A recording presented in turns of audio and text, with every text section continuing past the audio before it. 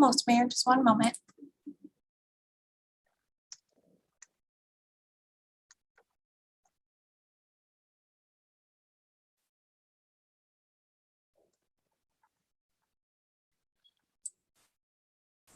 Okay, Mayor, it is 5 o'clock and you are live on YouTube. Okay, thank you. Welcome everyone to tonight's virtual workshop meeting at 5 o'clock of the Livermore City Council, Monday, October 18th, 2021. The meeting participation can be found at the end of the agenda. It's the virtual meeting. And I think at this point, I'll call the meeting to order. And can we have a roll call, please? Councilmember Bonanno. Here. Councilmember Carling. Here. Councilmember Kick is currently absent, but I believe she's logging on shortly. Vice Mayor Monroe. Here. Mayor Warner. Here. Okay, at this point, this is a special meeting workshop, and it's an opportunity for on cybersecurity, and it's an opportunity for the public to address the City Council regarding this special meeting item. And City Clerk, can you explain to the public how to participate if they wish to? Yes, thank you, Mayor. When participating in this portion of tonight's meeting, one comment may be given per person regarding only the special workshop item. Members of the public can participate by using the raise hand feature or *9 if calling in when the item begins. Please do not wait until the public comment period opens for each item to raise your hand. Instead, raise your hand now. Once public comment opens, each participant's name will be announced and their 3 minutes will begin upon being unmuted. The Mayor will announce the conclusion of the public comment period after comments have been voiced into the record. Thank you, Mayor. Okay, City Clerk, do we have anybody who wishes to address us regarding this special workshop item? Mayor, no comments have been received. Okay, I'll close the public comment on this item, and we can now proceed to agenda item 3.1, and we will start the training.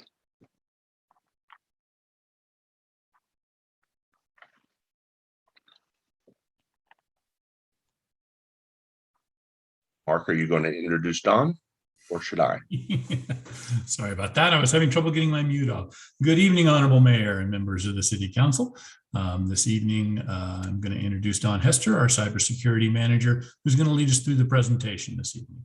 Don? Thank you, Mark. Honorable Mayor and City Council members, I'm Don Hester, your Cybersecurity Manager, and I'm going to walk you through this training. Let me hide that so that you can see the slides. Tonight, excuse me, at this, I wanted to interject. At this point, I see Council Member Kick is present, and I believe we're not supposed to or should have our own video on at this point because we're going to be spending our time looking at the training. Is that correct? Yes, Honorable Mayor, that's correct. Okay. Well, we'll now observe the training. Thank you. tonight we're going to talk about cyber risk and cybersecurity from a governance point of view. And as I go through the training, council members and mayor, if you have any questions, please interrupt me and I can explain further. My agenda is to talk about some of the stuff that the city is doing at a high level. I can't get into specifics because of the nature of the information, but I can give it to you in a high level, and I'll talk about a little bit about cyber risk management, what's currently going on in the rest of the world and what the bad guys are doing. I'll talk a little bit about some of the tactics and schemes, some of the schemes that you may want to know about. City council members are a target for cyber criminals. They would love to be able to break into your account. So I want to give you some information about that. We'll talk briefly about potential impact. I believe the city understands what the impact is of a cyber incident, and it's in the news almost every day. Then we'll talk a little bit about how cyber risk and business risk or mission risk kind of work together. And then we'll talk about how we take cyber risk and align it with the organization's mission and objectives and how that should work. And then we'll talk about what the role of governance is for information and technology, and what roles that different individuals will play in that. And then we'll talk about having some type of way of measuring performance and standards for the city to follow. So cyber risk management, basically, when we look at cyber risk management, we want to look at threat intelligence. That's kind of the beginning part of cyber risk management. We have to know what's kind of going on out in the rest of the world. And for the city, that's what one of my primary jobs is to kind of keep track of what's going on. That way we can then respond to make sure that we're doing what we need to do to avoid risk. So looking at that threat landscape, seeing what's happening out there, what types of attacks are currently happening, who's doing it, the threat actors, what are their motives, what are their capabilities, do they have the capability of doing it, is it likely that we're a target for them? And if we are likely a target for them, are they sophisticated enough to try and get past what we have in place? Then we have to kind of like look at what vulnerabilities that we might have in our systems so that we make sure that we address those as well. Then we look at the likelihood and impact. So what is the likelihood that they would actually come after us? And then what is the potential impact if they successfully launched attack against us? And then we figure out, okay, based upon that information, what is our response going to be? So how do we mitigate that risk, whatever that risk is? When you look at risk and if it has a low likelihood and a low impact, we may not address it. We really want to focus in on high probability, high impact, because there's limited resources. We don't have an unlimited budget, so we have to focus on the really important things, the things that will do the most damage and are the highest likelihood. And then we work our way down from there to getting to maybe high impact, but low probability types of things. If you think about it, a good example of like a low likelihood, but high impact might be like a meteor hitting City Hall, right? That's a very unlikely scenario. It's not zero, but the impact of it would be devastating, obviously, right? When you look at those types of risks, we'll probably say, oh, we're not going to really address that one. We have a general plan that if something happened to City Hall, we could move to another site and resume operations. And so that's an example of taking a risk that's out there and then applying what mitigation we're going to do with it based upon the likelihood and impact. The inputs for us are going to be all over the place. When we look at our systems and we see that we have a control or something in place in our systems, and if it fails, then we know, oh, there's a risk there, we need to fix that. We could run assessments on our systems and processes to see if there's any weaknesses in there. And if we do have weaknesses, that becomes an input for this process. Other incidents that are happening, incidents that happen to the city here, or incidents that happen to other local governments, or even businesses in the area.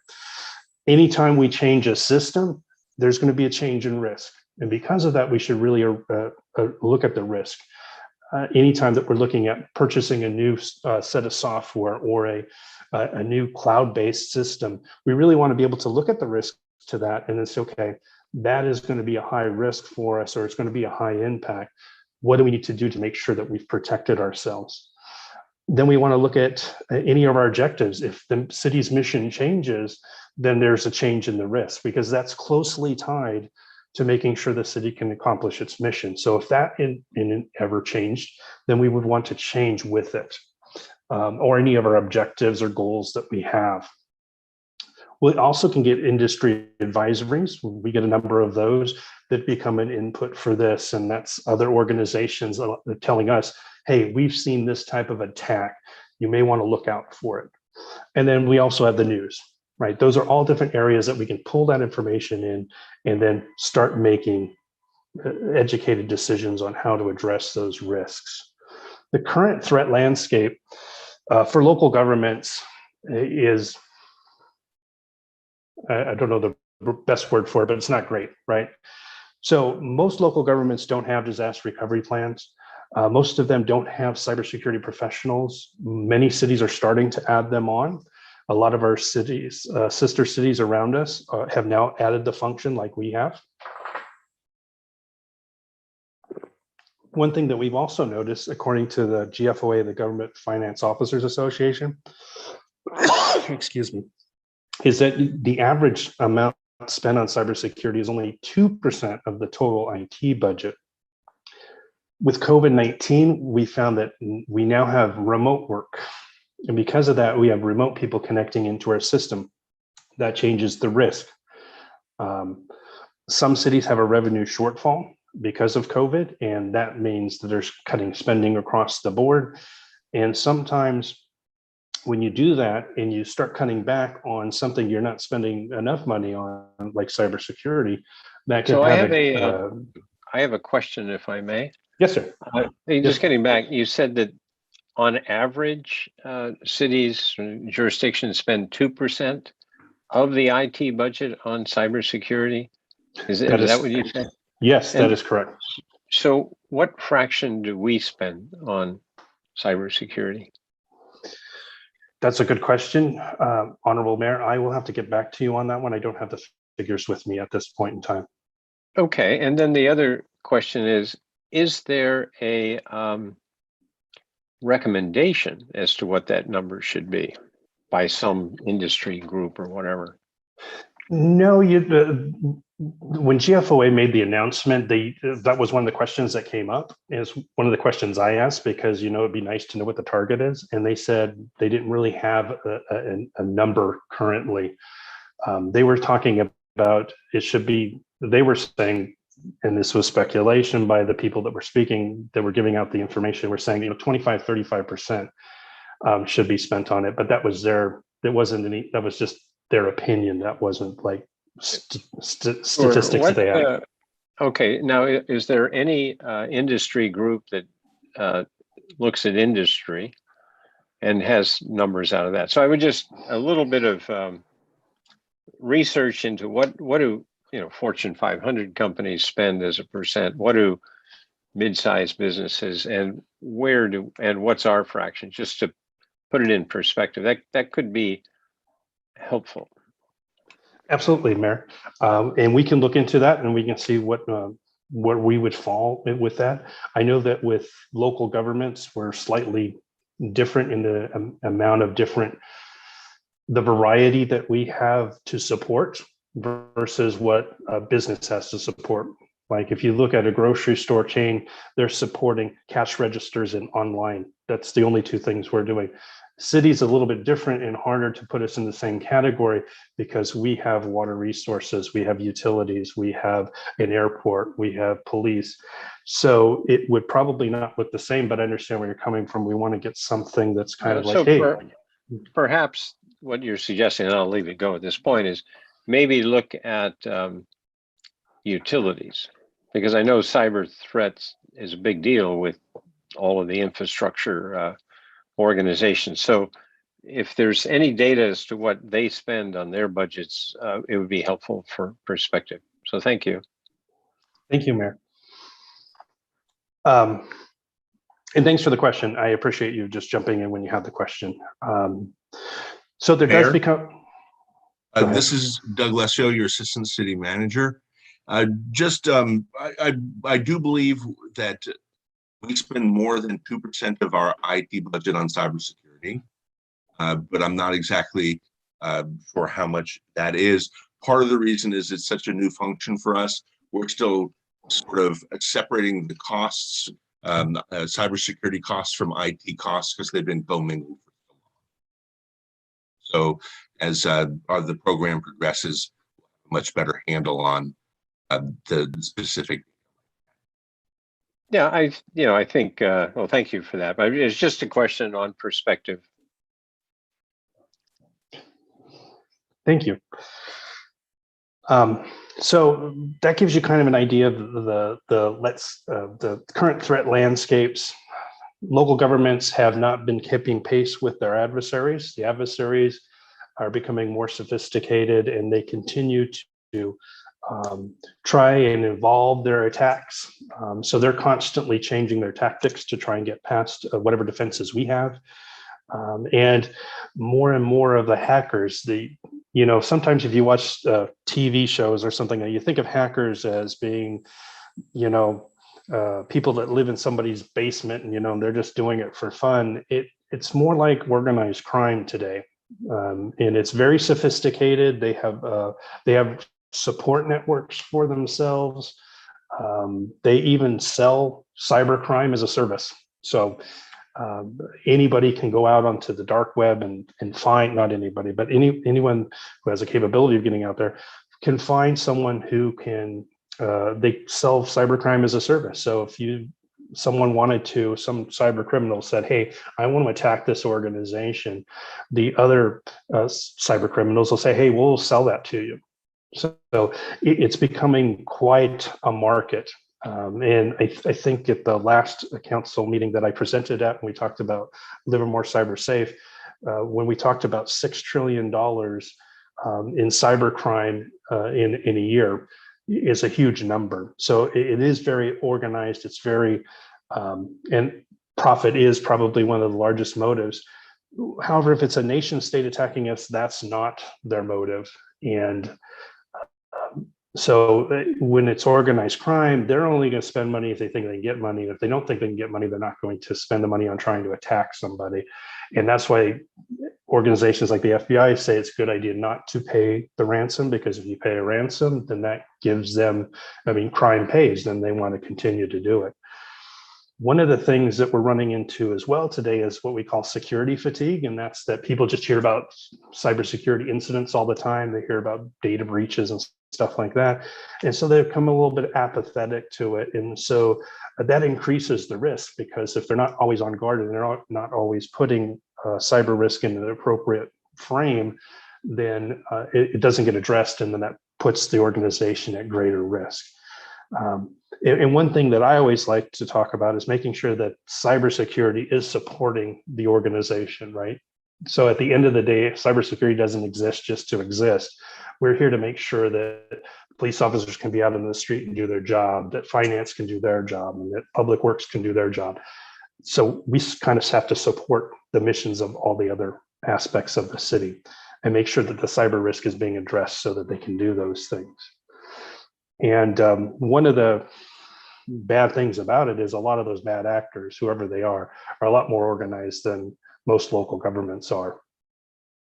To give you a little bit of an idea, because I want to make sure that you have an understanding of who the bad guys are when I keep on talking about threat actors or the bad guys.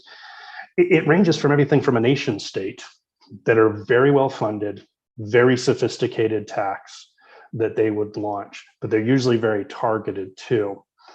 And their motives aren't necessarily to make money. Theirs is usually more around the idea of destruction or espionage, something along those lines.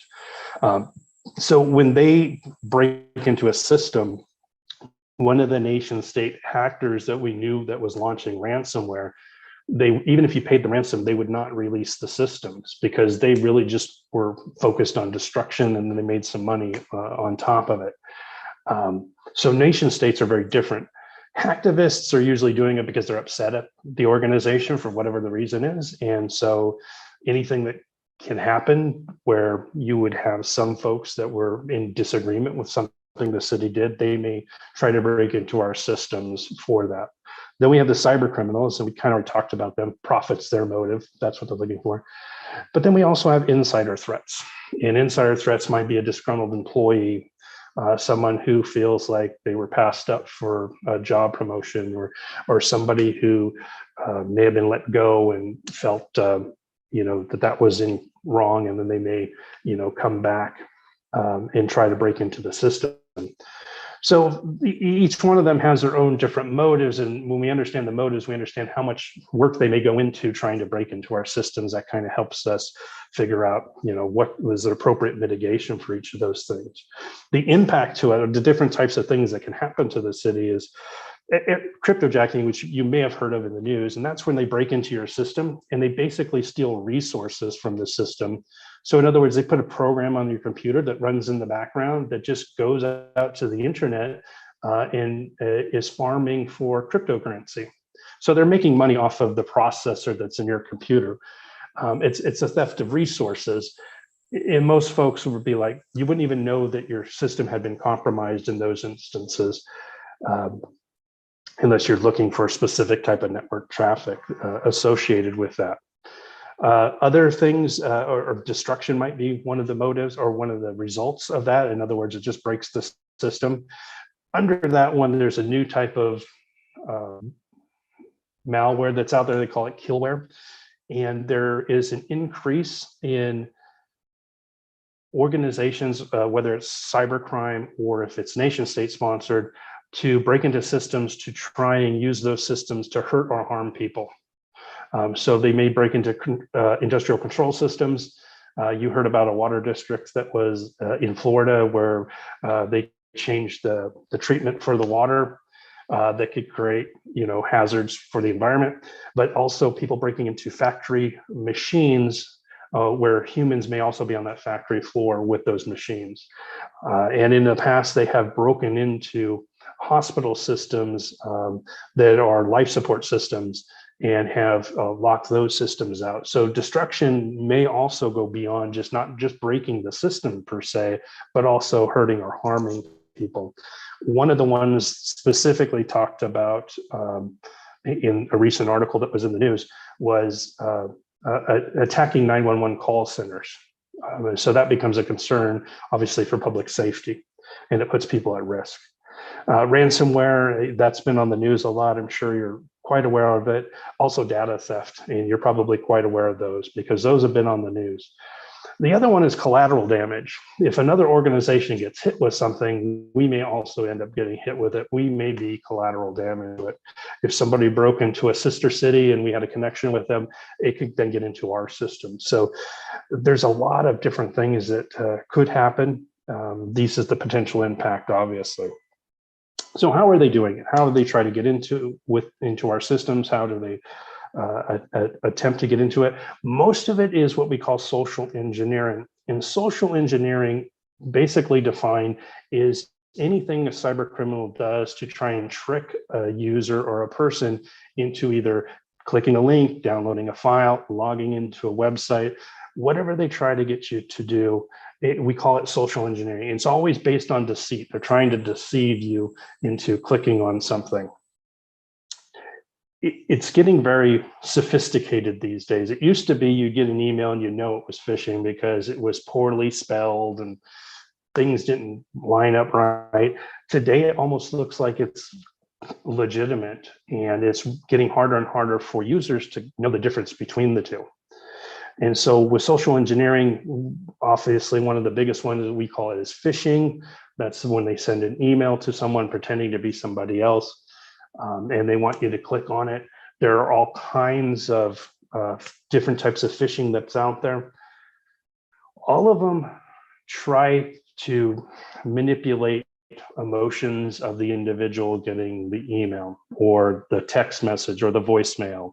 And typically what they try to do is either instill fear so that you would respond to it because you're afraid that the IRS is coming for you, and so you want to resolve that right away, or you got a message from the FBI and they want to connect into your computer to prove that you're innocent for a suspected crime. That fear, usually because your brain works on emotions faster than it does on logic, they want you to try and click on something, they scare you, so then you want to click on it. And usually in almost all those social engineering ones, you want to make sure that you give it a little bit of time and think about, does this email make sense? Would the FBI really, if they thought I was guilty of a crime, contact me to help prove that I'm innocent? That's not how the FBI works. They're not going to tip you off, one, and two, they're going to show up with warrants. So, and the reason why I'm explaining that is because it's difficult to say, hey, counsel, here's an example of an email that you need to watch out for, because they're just going to change what that email is. So the best thing that I can do to let you guys know what you might want to watch out for if you get any strange emails is that it's probably got some kind of emotional attachment to it, whether it could be greed. You've probably seen emails where someone says they're a Nigerian prince and you can make some money, but they modified that one. And so now it's not necessarily Nigerian prince, maybe something else. They may do it also based upon your sympathy. So they may say, hey, I'm a poor farmer here in Uganda and I need some help. Could you send some money? It's different emotions that they play on. Fear seems to be the one that works the most.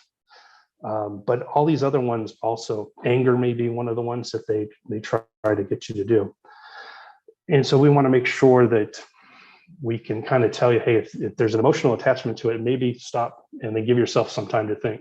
Your rational brain takes a little bit longer to kick into gear than your emotional side.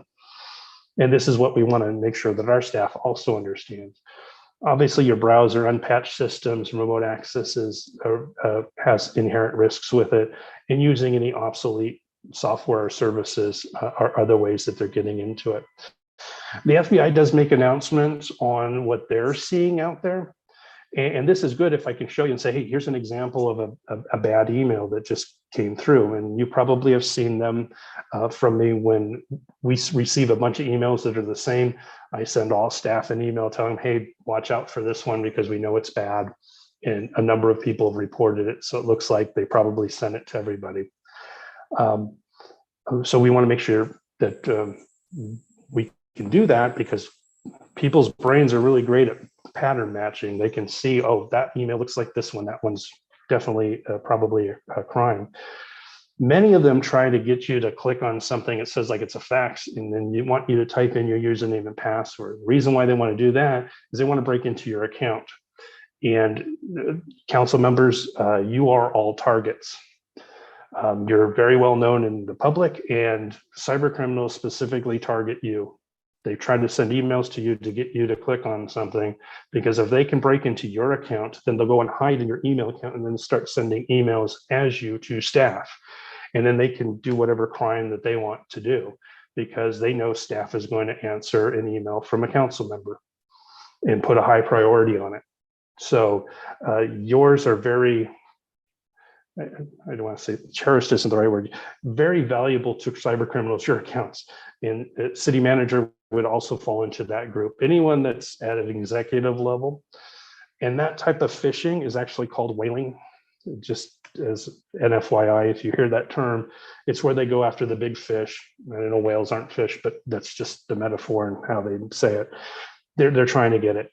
And so obviously if a staff member got an email from a council member saying, I'm in a meeting right now, don't disturb me, but I need everybody's W-2 from last year, staff is going to want to send that.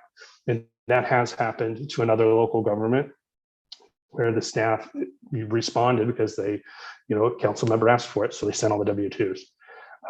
And that obviously causes a big problem for all the staff in the city because all their social security numbers and information is now out there in the internet. Ransomware is another trend. I know it's been in the news a lot, but there's been changes in the tactics that the criminals are using. And some of the tactics are they break into a system, but before they launch the attack, they try to pull out as much data as they can out of the system.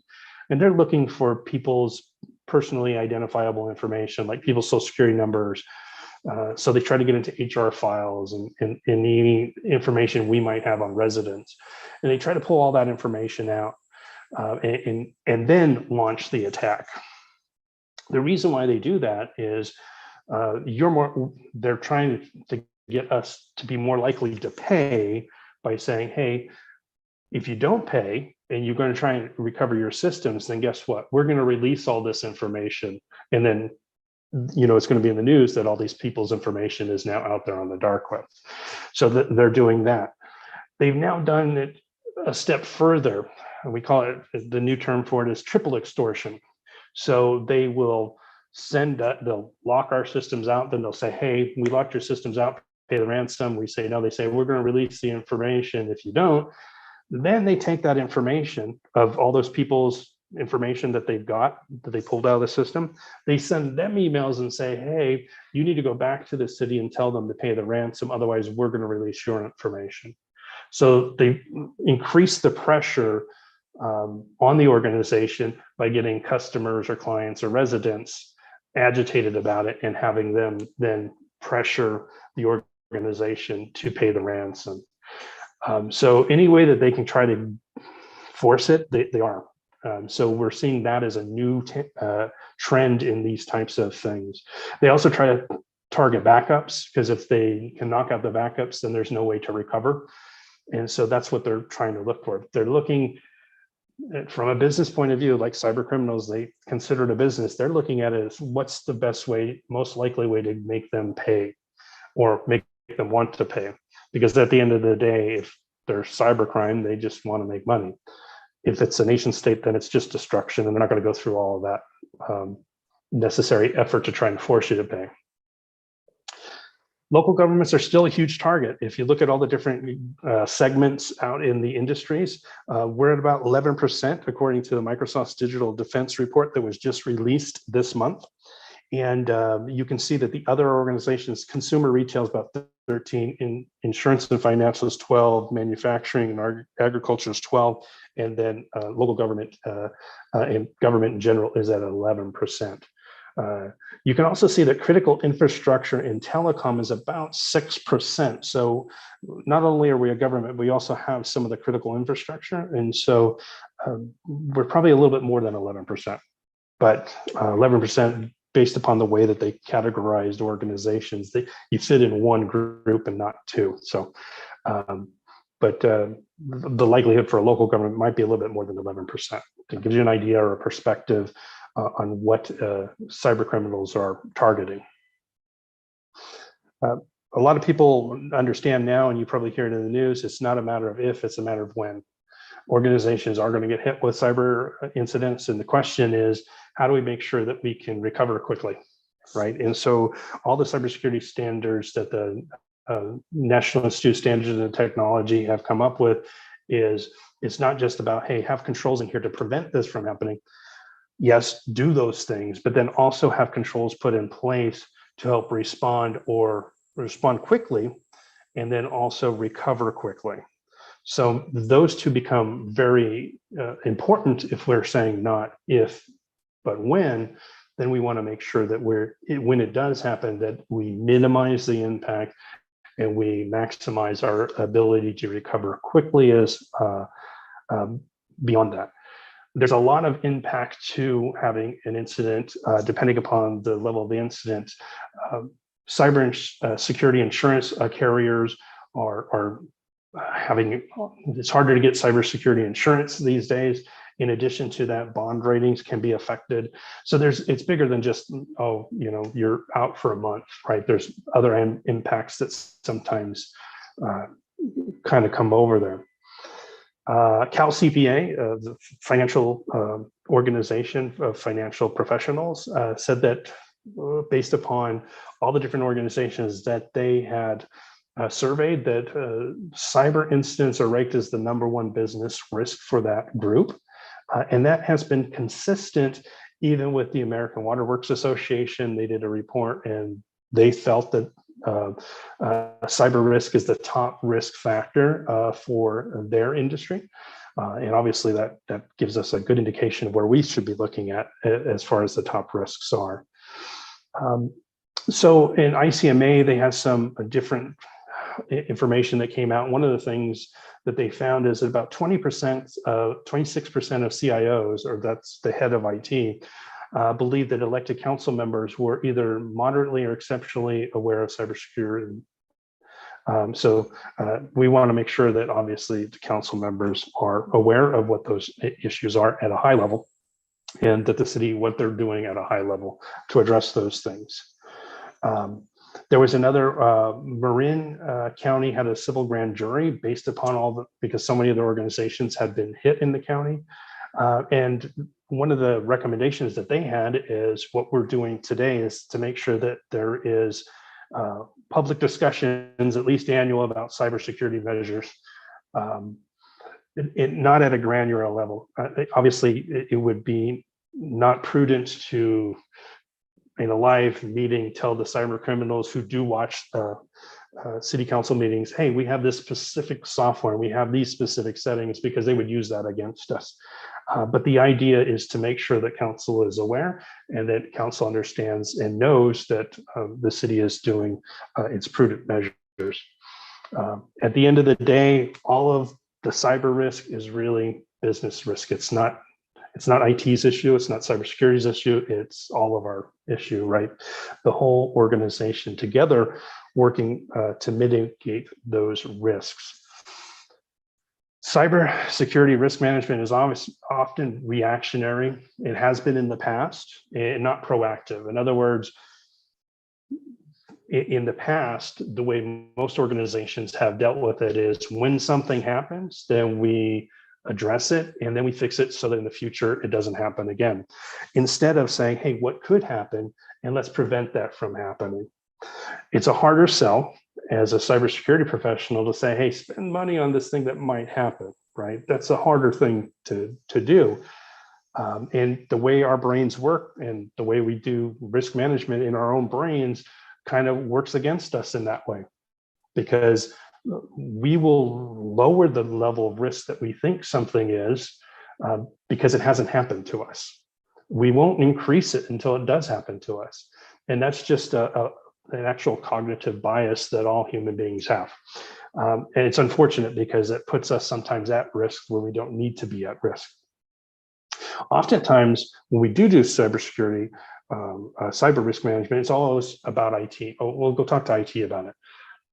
And the conversation needs to be had on both sides of the table. Public Works and IT need to sit down with, or Public Works and cybersecurity, sit down and talk through, hey, what's important to you? What is really important for you to get your job done at the end of the day? And then that way, when we create controls to help make sure the systems are protected, at the end of the day, it's helping you do their job. So that's what it needs to do. And that's where we have that alignment between each of the department's objectives and goals and missions and what we put in place in cybersecurity or in IT. Because at the end of the day, IT doesn't exist just to exist. It's not a room to have blinking lights. It's there to help the organization succeed and what the organization is trying to do. Most executives don't feel that IT is very well aligned with the overall organizational mission, goals, and objectives in recent surveys. And that kind of every organization is going to be different, obviously. One of the reasons I think that is because IT sounds technical and IT folks, it's a known issue in the industry, don't have great communication skills sometimes. Some do, but overall, in the average, the soft skills necessary to explain in layman's terms and not get technical is a skill that has been lacking in the training that a lot of programs offer at schools. When I was at Las Positas, one of the things that they were looking at for the curriculum that should be for IT was to add a course on those soft skills, communication skills, and then how to explain things that are technical in layman's terms so that the general public can understand what they are. And so you can see that has happened in the past. And so one of the questions always comes up is, well, how do you demonstrate that you're in alignment with the organization? And part of that is the metrics, and it's constant feedback and continuous improvement loop. And that's what we kind of look for. And in the organization, in the industry, sometimes they call it goals cascade or mission alignment, but the overall city has a mission to accomplish. And each department and division within there plays a role in that. In IT and cybersecurity, our mission is to make sure they do theirs, right? And if it's not aligned that way, then you're either wasting money, it's not effective, it's not efficient, right? And so to get everything right at the beginning, it has to be aligned. And that means that all parts of the organization have to work together to make sure that we are doing that. I call it shared responsibility, and that is that if a department has something, an application, it's their application. It supports their mission, what they're doing. And I look at my role as my job is to make sure they understand what the risk is related to that and to help them find ways to mitigate that risk. At the end of the day, they're responsible for doing their mission, and they're going to be held accountable to holding that mission. And so I want to make sure that we've made it clear to them that they understand the risk is and that they can address it. And that's how you get that mission alignment. And this will help optimize resources and risk benefits. And obviously there are some things that we will do citywide as far as cybersecurity goes to address a large set of, the common threats that we all have. But then each of the departments, because their missions are different, they're going to have different needs and different requirements that we're going to look at. And that's where governance kind of comes in. And in industry, we stopped calling it IT governance. And the reason why we stopped calling it IT governance is because when the auditors would come into an organization, they talked to the CEO and said, I'm here to ask you about IT governance. The CEO or the city manager would say, oh, go down the hallway, IT's over there. So we had to change that because it's not IT. Governance is what happens to IT by the executive team and council, right? So we changed the name, the industry changed the name to Enterprise Governance of Information and Technology. And it's really concerned with making sure that IT brings value to the organization and that we mitigate the risks, the cyber risks related to that. So in a nutshell, there's a bunch of different frameworks that kind of divide it up a little bit differently. But at the end of the day, it's two things. Make sure that the technology and the information we have brings value to the organization, helps you accomplish your mission, and that we mitigate those risks, that we know what the risks are, and then we can address those. So that kind of gives you an idea of that. The way that we have it set up at the city is we have, and you may have wondered, why is cybersecurity separate from IT? And one of the reasons for that is these things can be in competition with each other. Bringing value to the organization or coming up with that innovation, you're going to have some trade-offs in security, right? And so one of the reasons why higher performing organizations separate the two functions is because at times they're going to be at odds with each other. And somebody else will need to make the call as to which one should win out. In addition to that, the knowledge set for each of those roles is huge. And because it's huge, there's a lot of overlap into it. There's a lot of very specific stuff in cybersecurity. There's a lot of very specific stuff in IT. One person's head can't hold all of that stuff, or one department's skill set can't really adjust all of that. So separating that out. Also, separating them out allows cybersecurity to play more of that in between to help with facilitating the governance aspect of the governance of information and technology. The benefits of having the governance framework in place or using a governance framework or setting it up this way is it increases the alignment between security and the business objectives. In other words, the city's mission, whatever we're trying to accomplish, we make sure that there's better alignment with it by making sure that the governance is in place. We develop information security that is, we want it to be flexible, right? And we want it to meet the needs of the city. We don't want it to necessarily dictate to the city how to do things. We want to make sure it's helping. It also can help us reduce waste. As a part of being in cybersecurity, we're looking at all the different ways that applications are being used in the city. And we have been able to find already some improvements where we can consolidate two systems because we have another system that is able to do what the other one is. So why buy the other one when we can do all of it in one? But this also does give us the ability to have new innovations in technology as well. If we're saving money and reducing waste, then that may turn into another opportunity for us. So there is a synergy that can happen between the security and the stakeholders, right? So cybersecurity and the stakeholders can come together and we can make sure that the goals of both of us are being met the overall for the organization. Now, governance and internal controls are nothing new. If I yes. could ask another question, just based on what you said, Yes. do we have an assessment of what our application stack looks like, footprint, and as to whether we would reduce risk if we got more into our enterprise resource management systems. Is there some metric that you have looking at our stack and saying, hey, we could reduce risk by getting more out of one package, as opposed to having more packages that have more features?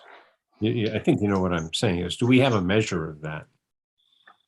We are working on that, Mayor. I don't know that we have a measurement for that. I'm not sure what the metric would be for that, but we are in the process of doing that. One of the things that we're doing, it is a part of governance, is all the stakeholders are coming together when we're looking at our new, looking at what our new ERP system is going to be able to do for the city. And each of the other departments has an opportunity to say, hey, I want this new ERP system. These are the requirements that I would need it to meet for my department. And we're putting that in together so that when we release an RFP for it, it's covering all those needs. And we have found some redundancies that we may be able to eliminate having the other software. There's a distinction between needs and wants. And correct, yes. Right. So I was just wondering, maybe the simple measure is how many different software packages do we have from different vendors? And, that depends on the degree of integration that we have. The more packages we have from different vendors, the more risk we have in some sense. So the metric that I would suggest is how many different packages from different vendors are we running, and given industry standards, how do we compare? Because some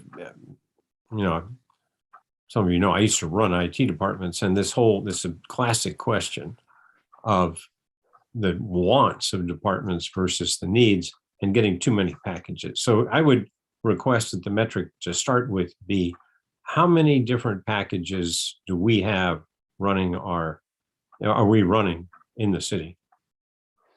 Yes, Mayor. That is in our roadmap of activities that we're working on as a part of establishing the cybersecurity division. We still have not a lot of work, but we still have some foundational work to get past to get to that point, but we are working on that. And it is on our roadmap.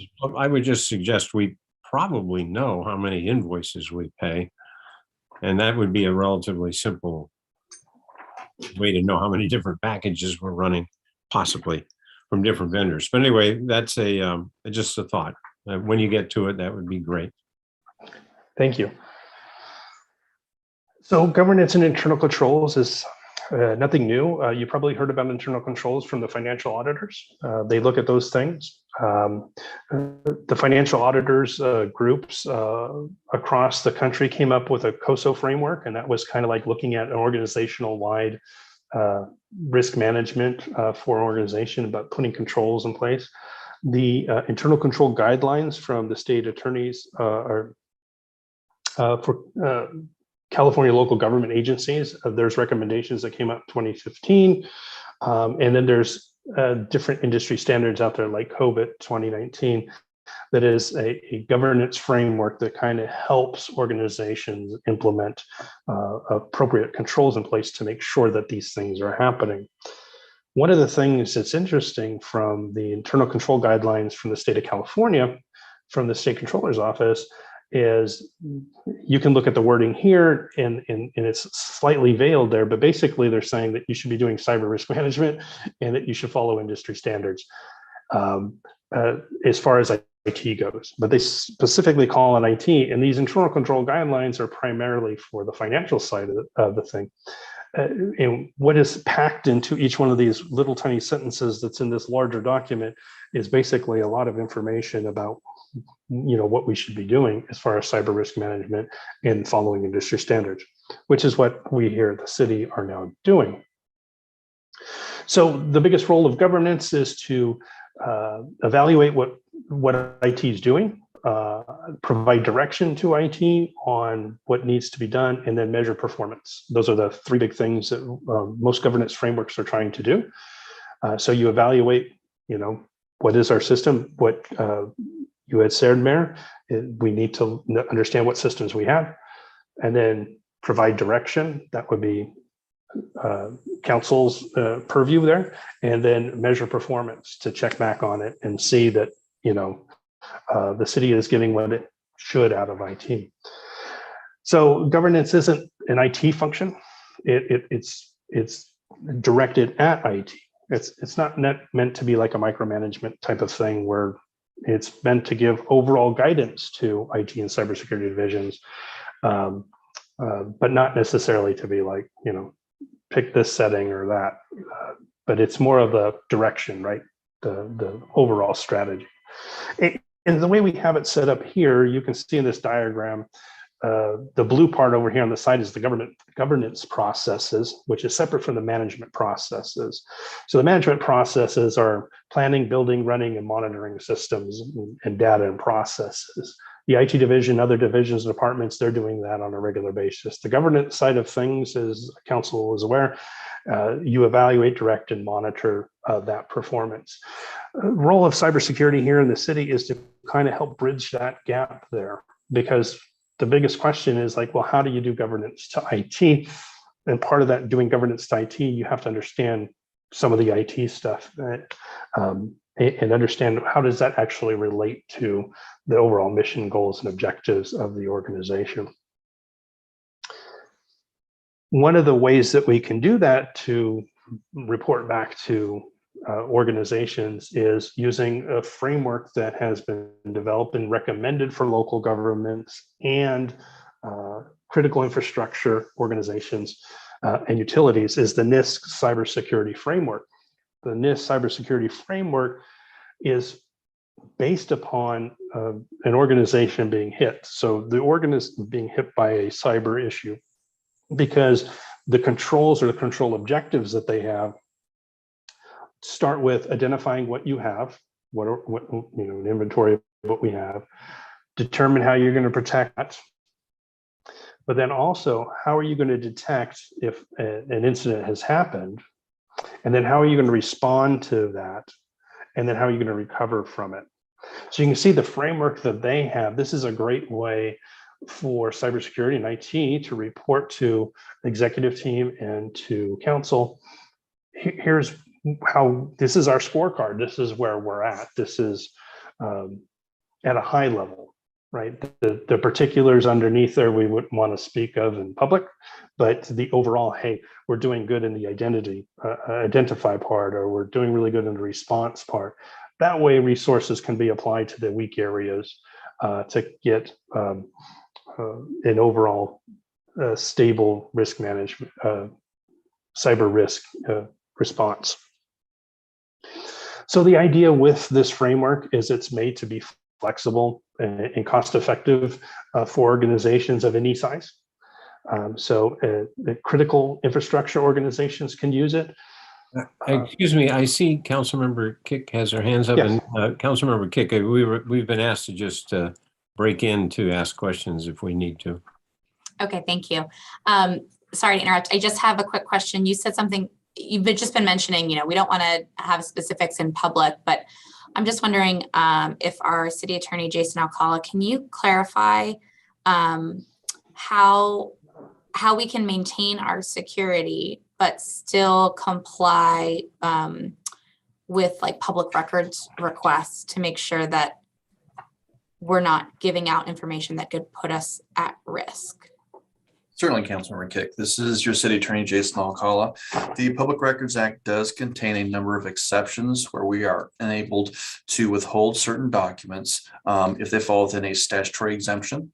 There's also a catch-all exemption, which is, I believe, in 6255 of the government code. That's a balancing test where the benefit of keeping something, withholding something from the public creates a greater value than releasing it. Obviously, compromising our systems would be detrimental to both our operations and to the community. So that's our last best option if there's nothing else. But there are a variety of sources that do enable us to withhold information if it would jeopardize our operations or compromise our systems. Okay, thank you. That's what I thought maybe, but needed a clarification. Thank you. Thank you for that question.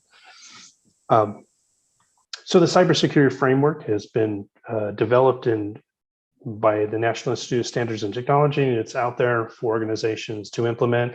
However, it is voluntary. No one says local governments, you have to do this. The federal government says local governments, you should do this. So that's where it is. And they've been doing it for quite some time. As you may know, before I came to the city of Livermore, I was an IT auditor, and this was my job, was to go around and test organizations on these things to see where they're at. In addition to that, recently the Cybersecurity Infrastructure Security Agency, part of Department of Homeland Security, actually came up with a list of bad practices, the things not to do, finding that a lot of organizations are not following the voluntary standards. They said, hey, here's the top 3 bad things you should not do. And so they've developed this new approach to kind of say, okay, these are the high priority controls that you need to really put into place. Not that all the other ones aren't important, but these are the biggest ones. And so they actually have it for bad practices. And one of those is not using outdated or unsupported software. One of those is for remote connectivity to use multi-factor authentication. And then the other one is to not use default passwords. And so those are the practices that they're saying are the worst practices you possibly do. So you have the positive way of looking at it, which was hey, this is a great framework. And I think there's 108 different objectives in that one to, hey, these are the 3 bad things that you really should not do at all. And at the end of the day, cybersecurity is working with the other departments and divisions to share our responsibility to make sure that we're helping promote the overall mission and objectives of the city. And that concludes my presentation, unless council has any further questions.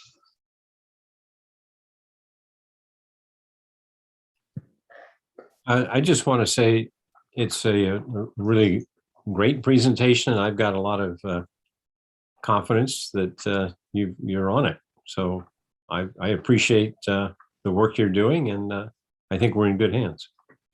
Councilmember Bonanno.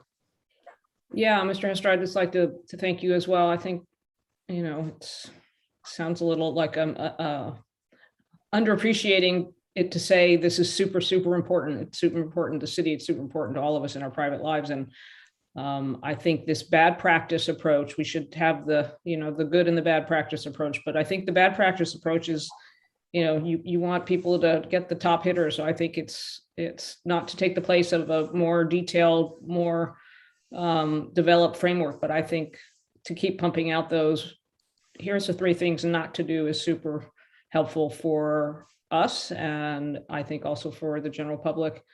And it's a tough job you have. I think one step behind is way different than 1 step ahead. So let's just stay at least 1 step ahead. Thanks very much for the presentation. It was great to get a lot of new information. Thank you. Thank you, Councilmember Carlin. Oh, yeah, thanks also for the presentation. I was just wondering, I think most of the public knows that we were hit with a ransomware attack a couple of years ago, and I wondered what, if anything, you can share regarding the outcome, what we've done differently. Do we know who did it? That kind of stuff. I mean, do we ever find out those kinds of things? Councilmember, I am not aware that they have figured out who launched the attack against the city. We have taken steps to remediate and follow best practices. Again, I can't give specifics on everything that we've done, but the city continues to bridge that gap, and there's still more work to do, but we're well on our way of making sure that it doesn't happen again, or at least limiting the impact to the best of our abilities. Sure. Okay. Thank you. So I think I'm next. I just wanted to add my thanks. I'm also so I was struck by how comprehensive the report was. I would appreciate having this on a regular basis. So I hope that this is something we do. You know, I'm not going to say how often, but on a regular basis. I was also really struck by the ramping up of the attacks. And I'm wondering, is there an end in sight? How can you speak to what's being done in general, aside from at the city, at each individual city level? And I recognize a lot of this is you're not going to be able to speak to about what we might imagine going forward. Going forward, the predictions in the industry are that they're going to continue to ramp up attacks. It's a new area for cyber warfare to happen between nation states, and we don't see that that's going to change anytime soon. And cyber criminals, because it's more organized now than it has been in the past, it seems like it's going to continue to increase. The federal government is implementing and giving us local governments more and more information than they have ever done before. So we are able to take some of that intelligence and then put that into our risk management process to then start to address some of those areas, maybe unknown vulnerability to us, or something that wasn't a problem before but now is. And so there's a lot of organizations where we use software, and that's called a 0-day vulnerability. In other words, the vulnerability is discovered because somebody has exploited it in a phone or in a computer device.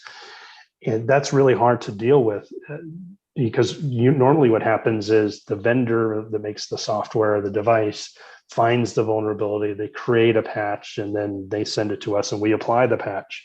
But if none of us know about it and cyber criminals just have it, we find out when everybody else finds out when you get hit with it. So, but the best thing, the silver lining to all this, the federal government is really stepping up its resources for the local government. Not only that, our local governments are teaming together a little bit to help each other in different ways. For example, one of the things that I can tell you that we've done is we've created a detailed incident response plan, cyber incident response plan. And we have some input from some other local governments. And they say, hey, this is how we handled that. And then we were able to collaborate together to make ours better, right? So, and then we shared some stuff with them and they were able to make theirs better. So there's more collaboration going on, and that's really good.